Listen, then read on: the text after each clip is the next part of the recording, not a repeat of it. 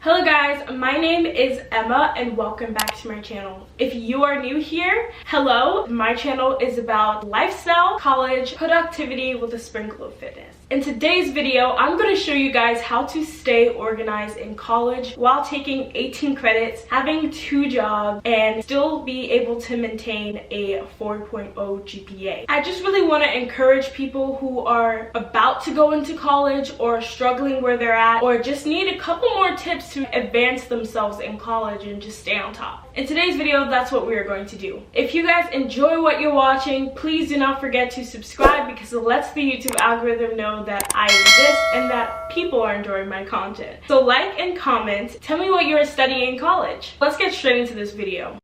My first tip for you guys is to look over your syllabus. Teachers tell you all the time, read the syllabus, read the syllabus, read the syllabus. And I never really took that seriously until my second semester. And I wish I really did that in my first semester of college because that would have saved me a lot of time. Getting mentally prepared for what work you have to submit is a part of doing well at it. I also recommend looking over the syllabus a week before the school starts because you know the pace of your class, you know how ready you have to be, and you know what to expect and you're not surprised about anything. Prioritizing staying ahead and getting ahead is what you need to juggle jobs, however many credits you're taking, however many extracurricular activities you're doing. If you're a week ahead in your classwork and you realize, oh, I'm really tired tonight because I just worked a bunch, then you can give yourself a break. But if you're already behind or like just following the pace of the class, it can be easier to get behind. I recommend staying a week or just a couple days ahead, so if you fall behind, you have something to fall back on. My next tip for you guys is to actually read the chapter that your professor tells you to read.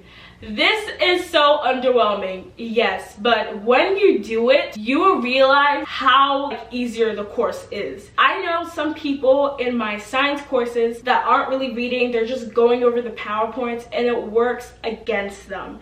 You don't want to just study off the PowerPoints, you want to actually read. Of course, some classes are going to be easier than others, so you can gauge how much to read for the class. But if you're taking something like organic chemistry or cell biology, genetics, then you really want to be reading the chapters. There's actually a secret to read less but know more.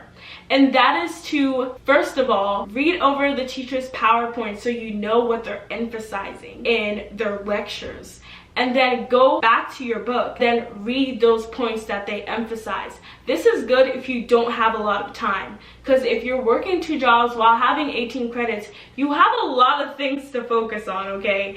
And I get reading 50 pages is probably not the best use of your time. So I recommend to you is to find what your teacher emphasizes on and then read it. You don't want to read everything because you might not need everything.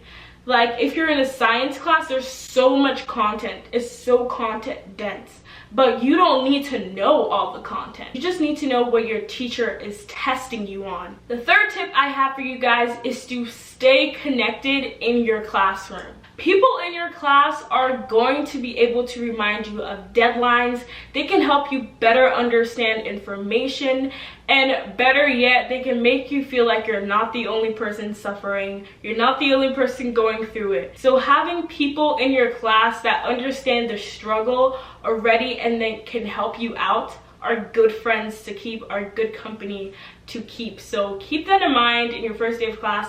Try to sit next to people, try to introduce yourself. I know it can be a little bit difficult for introverts like me, but once you start getting involved, you realize that people are having study groups, people are having group chats to remind people of things, to help each other get to the point that they're going to. And that is so helpful. Having any community in any area of your life is very, very beneficial. Another tip that kind of goes hand in hand with getting ahead is to ask questions before it's too late. There has been so many times that if I had just asked a question, there would have been points saved. One time I was taking a genetics test and I was like, oh my gosh, this question doesn't make any sense. But I was too nervous to ask the teacher what the question meant. Asking a teacher what a question means on your exam is not like asking for the answer. It's just asking what something means. Don't be ever afraid to ask any questions, because if I did, I would have gotten an A+ on that test. So please don't be like me. Ask questions if you have any questions. I can't emphasize it enough. Ask your professors, ask your classmates, do it. And my next tip for you guys is to get a good night of sleep. Sleep is so underrated, let me tell you. In college especially, because people are pulling all-nighters, people are staying up late. I understand that sometimes you need to stay up late. Like, there's no avoiding it, because college will do that to you. But having at least 7 hours of sleep is going to help you study more the next day. Because if you're staying up late, are you going to be able to concentrate in that class if you don't get enough sleep? I don't think so. Before, I was not prioritizing my sleep. It was just like walking through mud to stay awake in my class and to stay awake while studying. So my next tip for you guys is to have a personal journal. Self-reflect on your productivity, self-reflect on yourself as just like a being. Having a balance between work and life is so important for your success, because I think especially in this side of the world, productivity is like pushed down everyone's throat. You also need to have time to yourself to recalibrate, to self-assess, have time to yourself. Like, you can't kill yourself for school, okay? You still need to be alive to go to school. If you're a Christian like me, I recommend reading your Bible, reflecting on it, asking God to really help you in every area of your school. And I love Google Calendars. I love making them. I love staying organized. Let me show you guys my Google Calendar right now, because this is my Google Calendar for last week.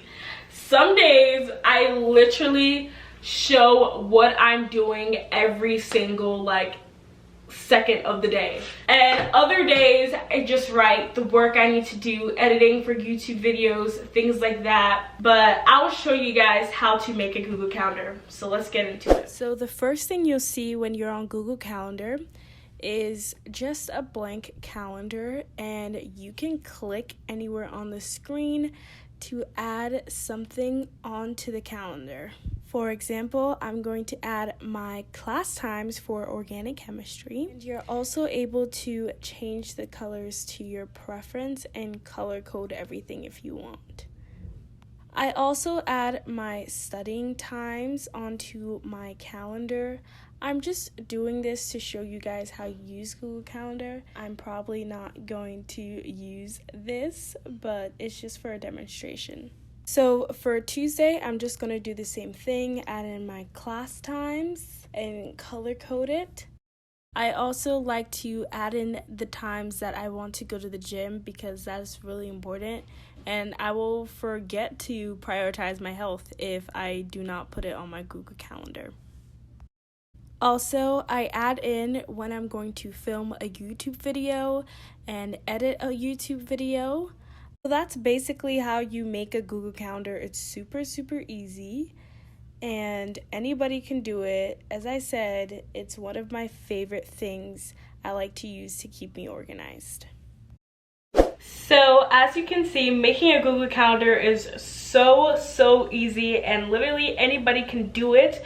And what's so great about making a Google Calendar is that the notifications pop up on your phone, and it gives you a reminder 30 minutes before the event you scheduled.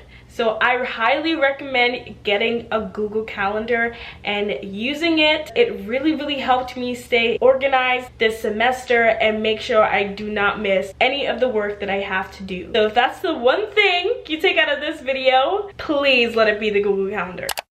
College is not going to give you a break. You have 4 years, and it's pretty much on all the time. So you have to be in charge of giving your own self a break. They're not going to be like,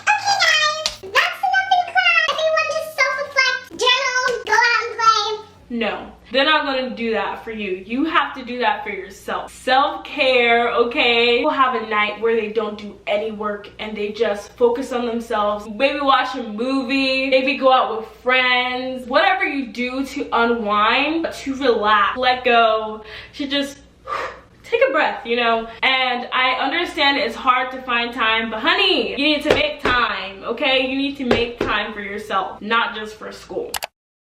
It is also important not just to fuel your brain, but to fuel your body with the correct food. Especially if you live off campus, it can be really, really hard to eat nutritionally. So what I do usually is that I meal prep. I go out, buy some, you know, healthy foods, and meal prep it for myself for throughout the week. This prevents me from eating junk food, and I noticed that if you guys are like me, then junk food is probably slow yourself down with studying because it makes you tired, it makes you like groggy, and it's like, there was literally a point in my college career where all I was eating was junk food, and I'm so happy you guys did not see me at that moment of time. That's what I recommend for you. If you live on campus, try and get like healthier options. Really make sure you're eating the correct foods for yourself.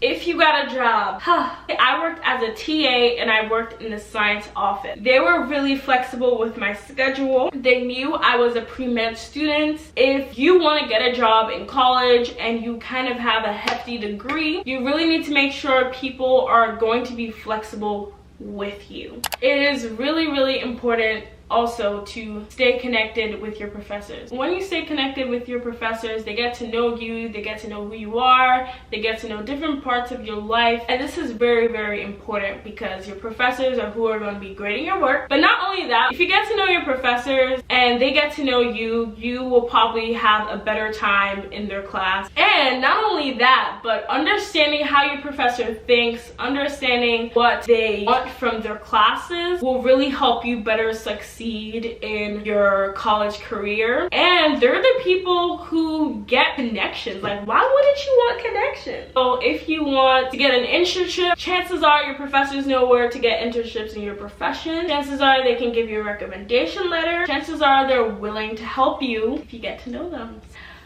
Alrighty guys, that is all for this video. If you guys enjoyed my tip, please subscribe and like because the YouTube algorithm will know that I exist and that I'm helping people here on this platform. Again, like I said in the beginning of the video, comment your major. Thank you so much for watching all the way through and stay blessed.